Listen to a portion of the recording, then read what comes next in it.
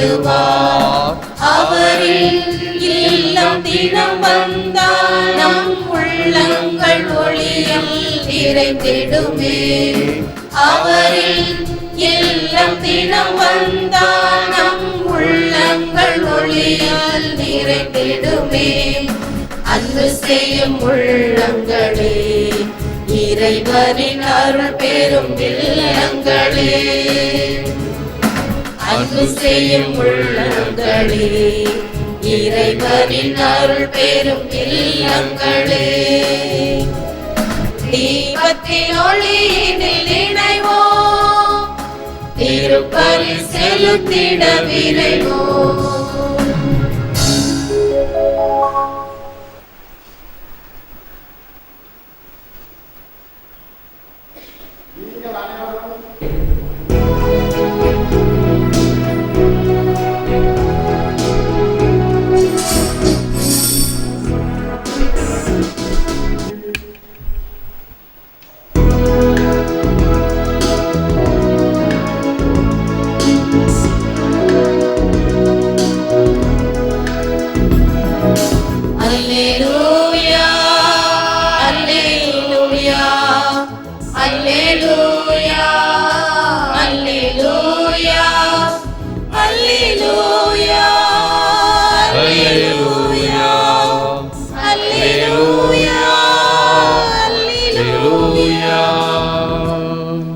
வாக்கு மனிதரானார், நம்மிடையே குடிகொண்டார்.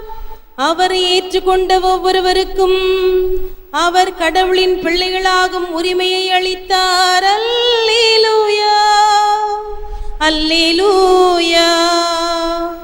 ஆண்டவர் உங்களோடு இருப்பாராக. புனித யோவான் எழுதிய நற்செய்தியிலிருந்து வாசகம். ஆண்டவரே உமக்கு மகிமை. தொடக்கத்தில் வாக்கு இருந்தது, அவ்வாக்கு கடவுளோடு இருந்தது, அவ்வாக்கு கடவுளாயும் இருந்தது.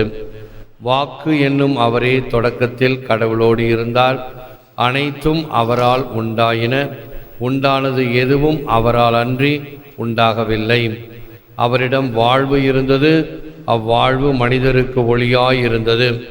அந்த ஒளி இருளில் ஒளிர்ந்தது, இருள் அதன் மேல் வெற்றி கொள்ளவில்லை. கடவுள் அனுப்பிய ஒருவர் இருந்தார், அவர் பெயர் யோவான். அவர் சான்று பகருமாறு வந்தார்.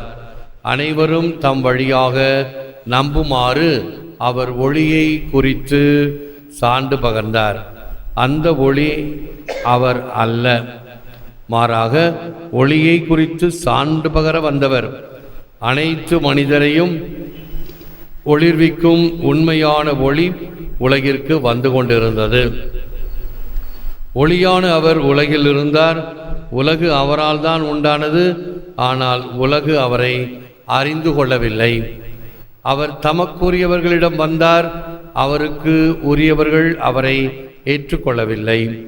அவரிடம் நம்பிக்கை கொண்டு அவரை ஏற்றுக்கொண்ட ஒவ்வொருவருக்கும் அவர் கடவுளின் பிள்ளைகளாகும் உரிமையை அளித்தார். அவர்கள் இரத்தத்தினாலோ உடல் இச்சையினாலோ ஆண்மகன் விருப்பத்தினாலோ பிறந்தவர்கள் அல்ல, மாறாக கடவுளால் பிறந்தவர்கள். வாக்கு மனிதரானார், நம்மிடையே குடிகொண்டார். அவரது மாட்சியை நாங்கள் கண்டோம். அருளும் உண்மையும் நிறைந்து விளங்கிய அவர் தந்தையின் ஒரே மகன் என்னும் நிலையில் இம்மாட்சியை பெற்றிருந்தார். யோவான் அவரை குறித்து, எனக்கு பின் வரும் இவர் என்னை விட முன்னிடம் பெற்றவர், ஏனெனில் எனக்கு முன்பே இருந்தார் என்று நான் இவரை பற்றியே சொன்னேன் என உரத்த குரலில் சான்று பகர்ந்தார். இவரது நிறைவிலிருந்து நாம் யாவரும் நிறைவாக அருள் பெற்றுள்ளோம். திருச்சட்டம் மோசே வழியாக கொடுக்கப்பட்டது, அருளும் உண்மையும் இயேசு கிறிஸ்து வழியாய் வெளிப்பட்டன. கடவுளை யாரும் என்றுமே கண்டதில்லை. தந்தையின் நெஞ்சத்திற்கு நெருக்கமானவரும் கடவுள் தன்மை கொண்டவருமான ஒரே மகனே அவரை வெளிப்படுத்தி உள்ளார். இது கிறிஸ்து வழங்கும் வாழ்வு தரும் நற்செய்தி. கிறிஸ்துவே. The light shines in the darkness and the darkness has never put it out. அந்த ஒளி இருளில் ஒளிர்ந்தது, இருள் அதன் மேல் வெற்றி கொள்ளவில்லை. இயேசுவில் அன்பார்ந்த சகோதர சகோதரிகளே, அன்பார்ந்த பிள்ளைகளே, அன்பார்ந்த தொலைக்காட்சி நேய விசுவாசிகளே, இந்த வருடத்தின் இறுதி நாளை நாம் இந்த ஆராதனையோடு ஆரம்பிக்கின்றோம். இந்த வருடம் முழுவதும் இறைவன் நமக்கு செய்த நன்மைகளுக்கு நன்றி பாராட்டி அவர் நம்மை கரம் பிடித்து வழிநடத்தி சென்றதற்காக இன்னும் அதிகமாக அவருக்கு நம்முடைய முழுமையான தோத்திரம், புகழ், மகிமை ஆராதனையிலும் திருப்பலியிலும் ஜெபிப்போம். Jesus is the light of the world, and being in touch with him we become lights in turn. இயேசுவே உலகின் ஒளியாயிருக்கிறார். அவருடன் தொடர்பு கொள்வதால் நாமும் ஒளியாக மாறுகிறோம். நம்முடைய மின் சாதனங்கள் அந்த மின்சாரத்தை பெற வேண்டுமென்றால் அது எங்கிருந்து உருவாக்கப்பட்டு அனுப்பப்படுகிறதோ, the source, அதனுடன் இணைக்கப்பட்டிருக்க வேண்டும். ஆக இங்கே அது நின்று போனால் தொடர்பு அற்று போயிருக்கிறது. ஆகவே இங்கு அது வேலை செய்யவில்லை. அதே போன்று இறைவனுடைய அருள் நம்மோடு தொடர்பு கொண்டிருந்தால்தான் இந்த அருள் நிலையில் நாம் இருக்க முடியும், இயங்க முடியும். அந்த தொடர்பு அற்று போனால் நம்மால் இயங்க முடியாது. ஒன்று, இயேசுவிடமிருந்து என்ன கற்றுக்கொள்கிறோம்? அவர் ஒவ்வொரு நாளும் ஒன்று இரவிலே அல்லது காலையில் கருக்களிலே எழுந்து தனிமையான ஒரு இடத்திற்கு சென்று ஜெபிக்க சென்றார். எதற்காக? தந்தையோடு கொண்டு இருக்கக்கூடிய அந்த உறவு, தந்தையின் சித்தத்தை நிறைவேற்ற எப்பொழுதும் தயாராக இருந்தார். தந்தையினுடைய பணிதான் அவருக்கு குறிக்கோள், வாழ்வு எல்லாம். ஆகவே அந்த தந்தையோடு அவர் தொடர்பு கொண்டிருந்தார்.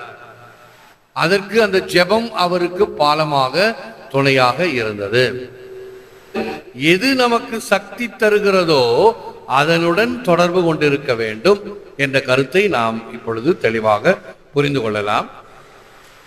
Existence have an ultimate purpose. நாம் வாழ்வது ஒரு உயர்ந்த நோக்கத்தை கொண்டது. ஒவ்வொருவருடைய வாழ்வும் ஒரு தனிப்பட்ட ஒரு உயர்ந்த நோக்கை கொண்டது. அதை எவ்வளவு தூரம் நாம் செயல்படுத்துகிறோம்? ஆழமான கிரேக்க பழமொழி ஆந்த்ரோபோஸ், மீக்ரோஸ், கோஸ்மோஸ்.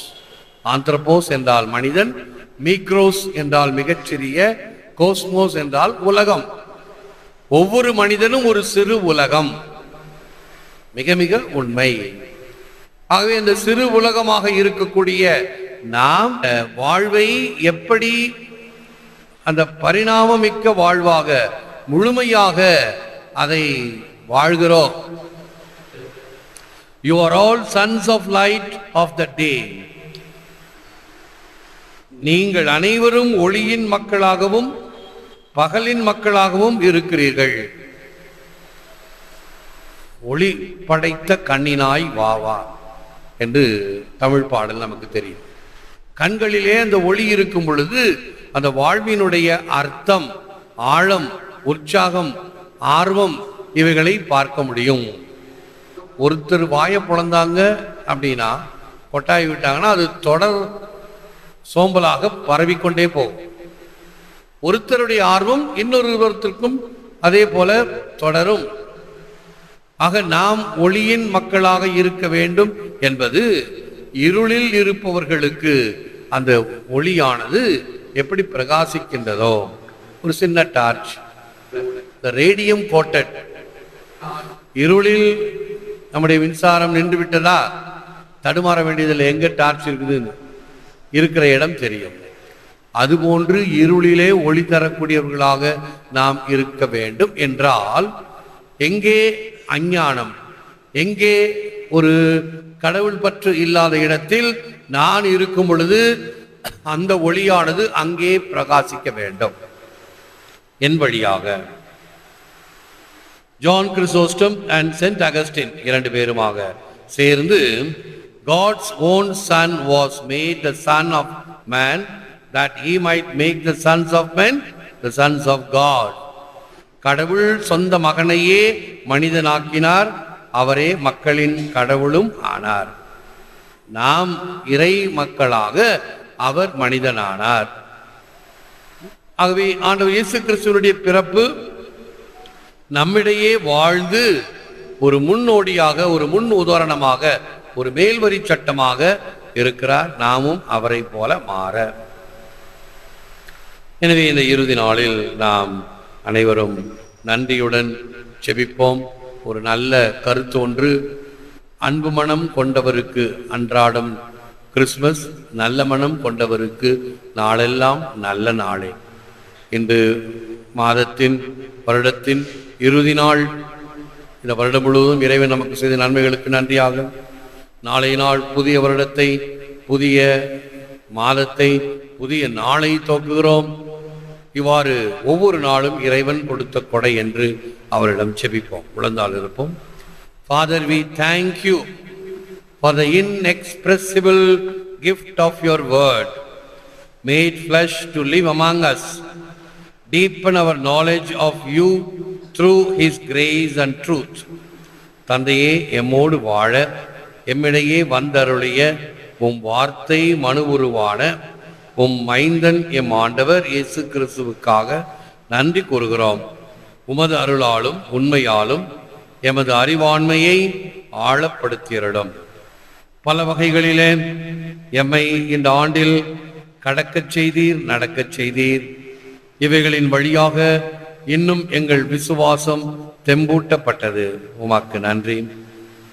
ஏற்று வரமருளும் இறைவா, காக்கும் கரங்களினால். ஆமென்.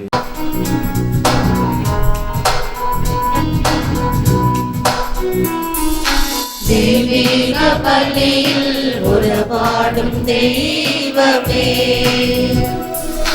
தெய்வீக பள்ளியில் உறவாடும் தெய்வமே, உம்மோடு பலியாக நானும் இணைகின்றேன். காணிக்கை ஏற்றிடுவாய், காணிக்கை ஏற்றிடுவாய். தெய்வீக பலியில் உறவாடும் தெய்வமே.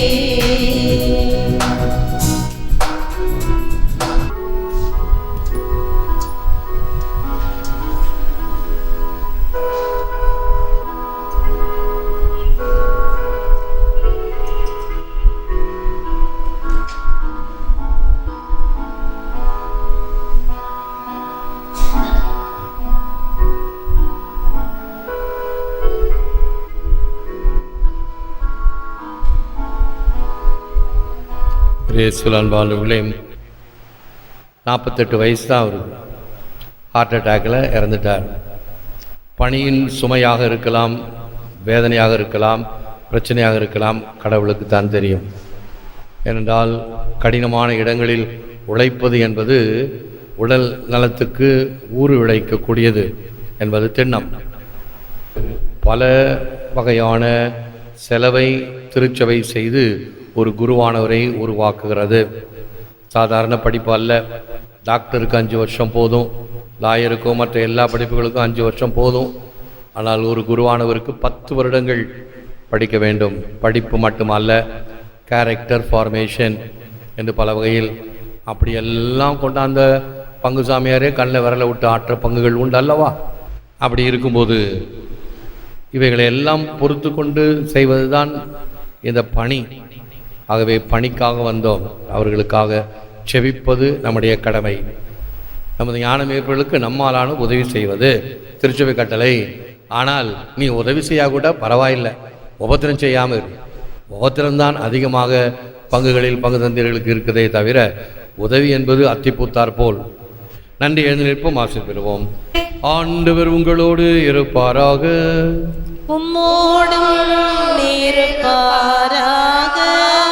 எல்லாம் வல்ல இறைவன் பிதா சுதன் பரிசுத்தாவி உங்களை ஆசீர்வதிப்பாராக. சென்று வாழுங்கள், திருப்பலி நிறைவேறிற்று. நன்றி.